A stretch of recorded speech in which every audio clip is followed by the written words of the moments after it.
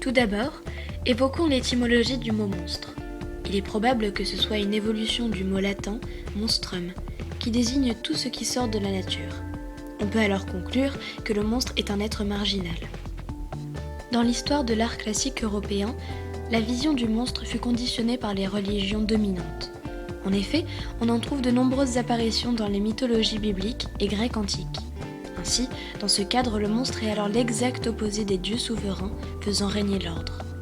Le monstre vit sous ou sur la terre, tandis que les dieux vivent dans le ciel ou en haute montagne.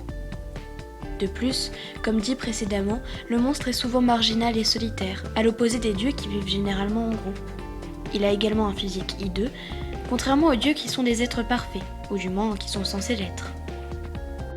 À partir du siècle des Lumières, la religion a été de plus en plus remise en cause.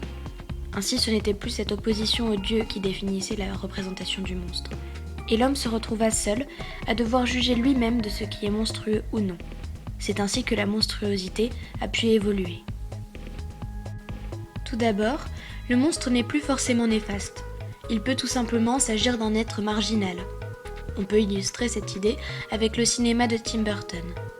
En effet, on y trouve toujours un être singulier, souvent monstrueux, qui est la plupart du temps la métaphore d'un artiste.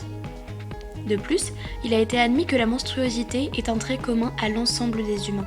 Chaque homme a au fond de lui un monstre plus ou moins endormi. Nous allons alors tenter de travailler autour de cette thématique de l'être monstrueux qui est au fond de chacun de nous.